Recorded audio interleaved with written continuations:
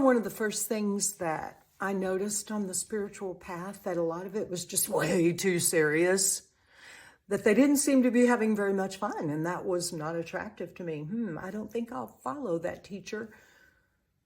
He or she doesn't seem to be enjoying life very much. It's all so serious, and it's work, work, work, and it's lessons, lessons, lessons, and you got to do it just like this or like that and follow these rules. And I just went, there has to be a path of joy. I even told the presence, if you don't give me a path of joy, I quit.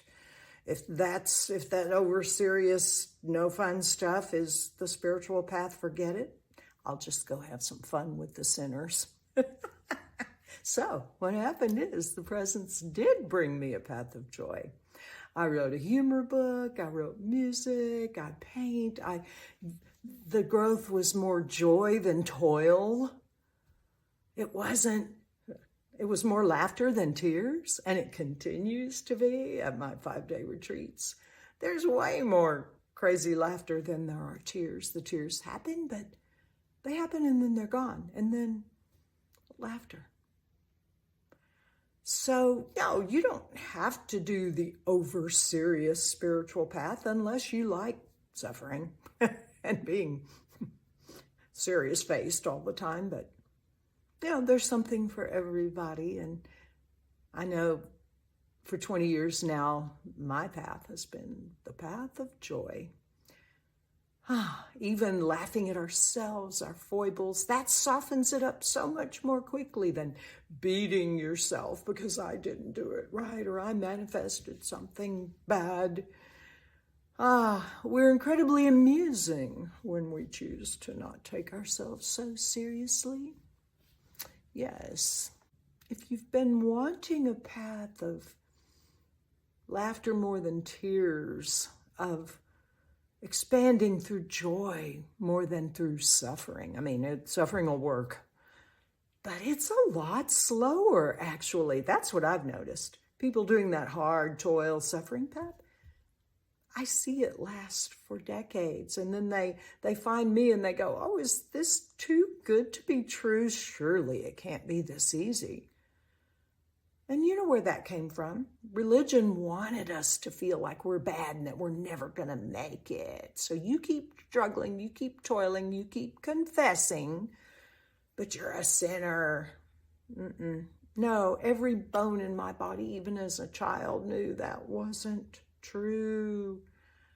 I was just like, there's something here that feels good, and then there's all this stuff laid over it that doesn't feel good. Well, that's the man-made part. It's so much easier to control people when they don't feel powerful, when they feel like they're never going to be worthy enough. You're worthy right now.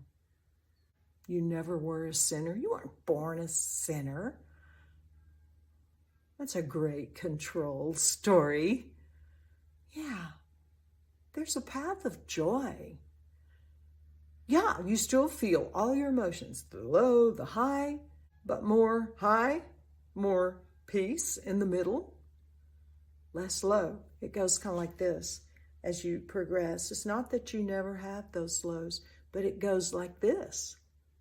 Where that path of toil, it's like this, up and down, the roller coaster of processing, the hamster wheel of you'll never get cleared enough.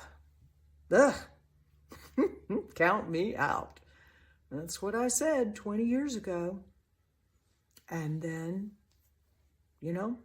I insisted. So presence guided me toward a path of joy. In fact, to create one. Now, I'm sure there are other paths of joy out there, but I like this one.